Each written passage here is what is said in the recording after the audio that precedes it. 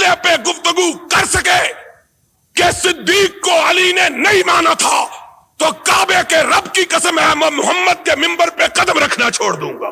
اور نہیں مانتا نہ مان, تیرے ماننے سے کیا فرق ہے؟ ہم سے کیوں لڑتا ہے؟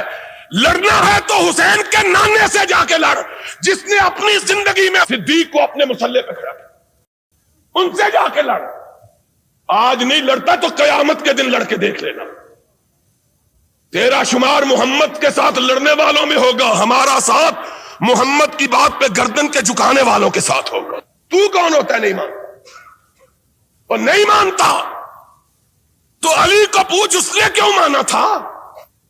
اور آج بات آئی ہے تو سن لو, یاد رکھنا بات کو.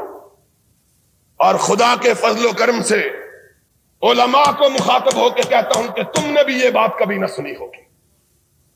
نبی کی سنت کے 3 طریقے ہیں اس بات کے.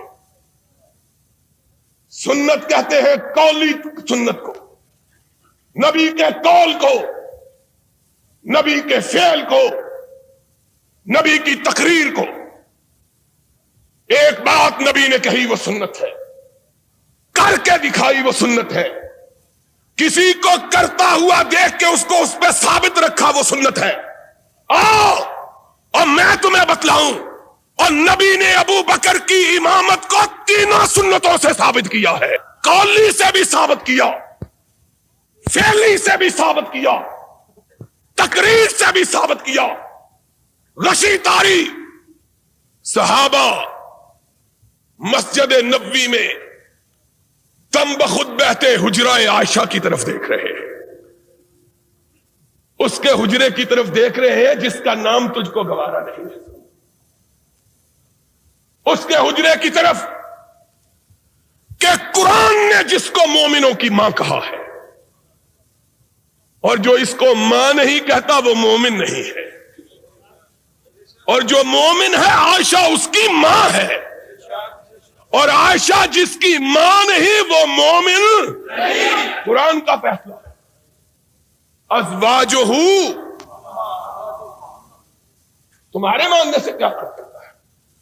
حجرہ عائشہ کی طرف نگاہ کیے ہوئے, اذان ہو چکی, نماز کا وقت آ چکا ہے, کیواڑوں کی طرف نگاہیں لگائے کہ کونین کا تاجدار آئے اور ہماری امامت فرمائے. وقت بیتتا چلا جا رہا ہے. بلال باچشم نم اٹھے, آقا کے دروازے کے قریب ہو کے کہا الصلاۃ الصلاۃ, نماز. اندر سے کوئی آواز نہیں آتی, بلال کی آواز ٹوٹ جاتی ہے, دل شکستہ ہو جاتا ہے. آج اندر سے کوئی آواز نہیں آ رہی, نہ جانے میرے آقا پہ کیا بیت گئی ہے.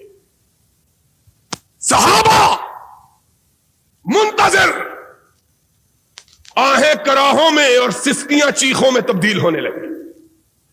اللہ, آج کیا وجہ ہے کہ کونین کا تاجدار ہماری امامت کے لیے نہیں آ رہا؟ سرور کائنات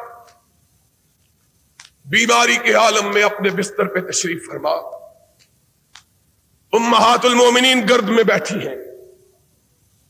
آقا نے آنکھ کھولی, آقا صحابہ آپ کی آمد کے منتظر, اور بلال کئی دفعہ آواز دے چکا, صدا دے چکا ہے الصلاۃ. نگاہ اٹھائی, فرمایا مروا ابا بکر فلیصلی بالناس, جاؤ اور فیصلہ آج اسی بات پہ کر لو. کب کہا, کس کو کہا اور کیا کہا؟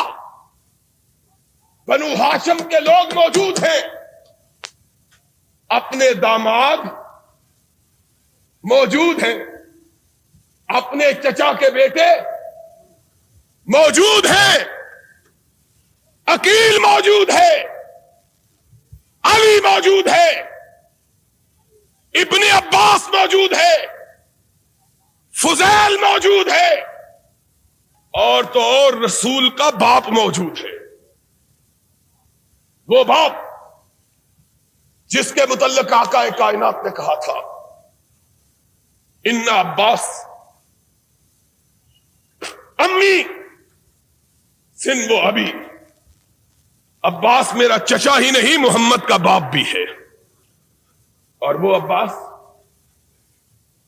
جب جنگ بدر میں قیدی تھا اور قیدیوں کے ساتھ بنا ہوا تھا تو صحابہ کہتے ہیں ہم نے آقا کے خیمے پہ نگاہ ڈالی، دیکھا کہ آقا کے خیمے سے سسکیوں کی آواز آ رہی ہے۔ لوگ اجازت پا کے حضور میں حاضر ہوئے، یا رسول اللہ آپ اور آپ کی آنکھوں میں آنسو؟ فرمایا میرا چچا عباس قیدیوں میں بندھا ہوا ہے، محمد کو چین کیسے آ سکتا ہے؟ وہ چچا عباس ایمان لا چکا، اسلام قبول کر چکا اور سرور کائنات کے دست مبارک سے خلعت فاخرہ حاصل کر چکا۔ صرف چچا ہی نہیں، بنو ہاشم کا سردار بھی۔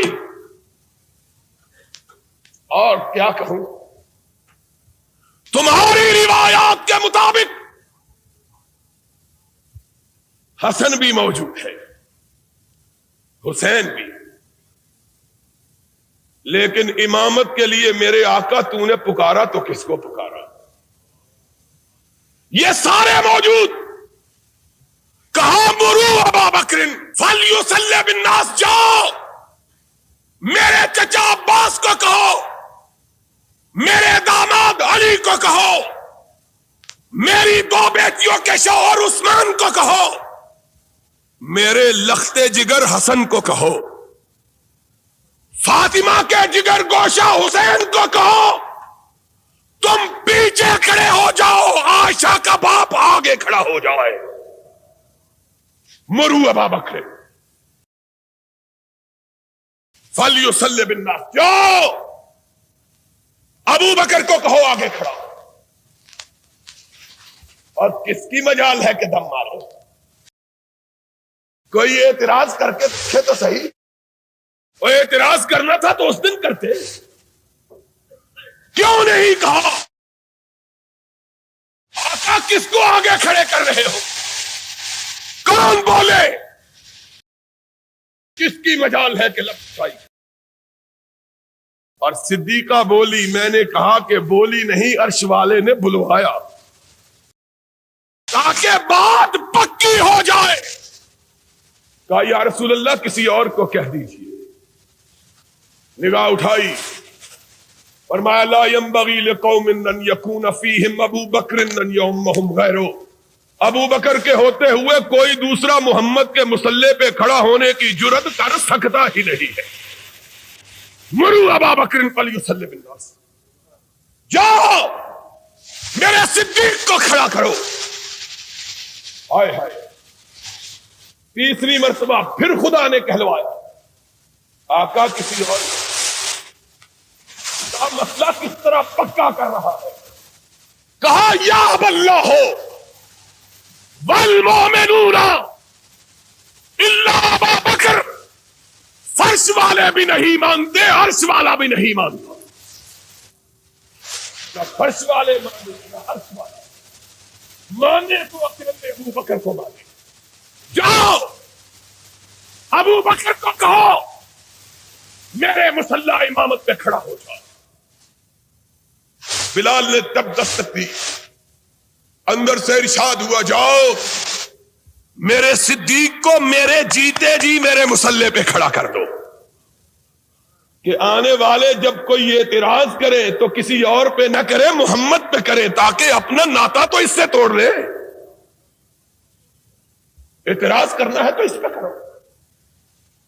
اور سنو، قومی سنت یہاں ثابت ہوئی، اور صدیق کی امامت کے لیے محمد کی تینوں سنتیں اکٹھی ہو رہی۔ کھڑے ہو گئے، ارشاد ہوا مجھ کو اٹھاؤ۔ آقا کیا بات ہے؟ فرمایا میں بنو ہاشم کو دیکھوں میرے ابو بکر کے پیچھے ہیں کہ نہیں ہیں، میں دیکھوں تو صحیح کہ پیچھے کون رہا۔ کون ہے جس نے حکم سے سرتابی کی؟ کون جو میرے کھڑے ہوئے کو نہیں مانتا؟ جس کو میں نے آگے کیا ہے کون ہے جو اس کو پیچھے کرتا ہے؟ دیکھوں تو صحیح. آقا کائنات اٹھائے گئے, حجرہ عائشہ سے قدم باہر رکھا, صفوں پہ نگاہ ڈالی, آسمان کی طرف رخ کیا, چہرہ گلنار ہو گیا. اللہ تیرا شکر, اپنے جیتے جیتے اپنی امت کو ایک امین کے سپرد کر کے جا رہا. باہر نکلے اور کونین کا تاجدار سچا نبی تھا. باہر نکلا, صحن مسجد خوشبو سے مہک اٹھا کہ محمد کریم آئے اور خوشبو نہ پھیلے. صحابہ نے خوشبو سونگھی, حدیث کے الفاظ کھنکارنا شروع کیا تاکہ ابو بکر کو پتا چل جائے کہ امام اعظم آ گئے ہیں. اعظم آ گئے, پیچھے ہٹ جائے. خوشبو صدیق نے بھی سون لی اور پیچھے ہٹنے لگے. کائنات کے امام نے کندھے پہ ہاتھ رکھ دیا, فرمایا جس کو محمد نے آگے کیا ہے وہ پیچھے نہیں ہٹ سکتا.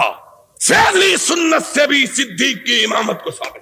پھر اس سے بھی آگے نماز جاری رکھو. محمد نے بھی اسی صف میں کھڑے ہو کے نماز کی نیت باندھ لی جس صف میں صدیق کھڑا تھا.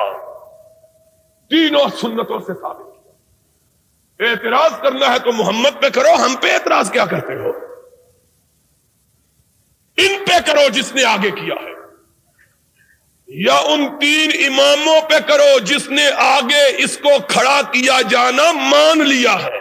علی پیچھے کھڑے, حسین, اور بولو حسین, حسن, اور تمہارا عقیدہ یہ ہے کہ ان کی پشتوں میں باقی 9 بھی زندہ تھے. اگر باقی 9 بھی زندہ تھے تو 12 کے 12 جس کے پیچھے کھڑے ہیں, تمہیں اس کے پیچھے کھڑے ہوتے ہوئے کیا تکلیف ہوتی ہے؟ جس کے پیچھے 12 معصوم کھڑے, تمہیں اس کے پیچھے کھڑے ہونے میں کیا ہے؟ بات کیا کرتے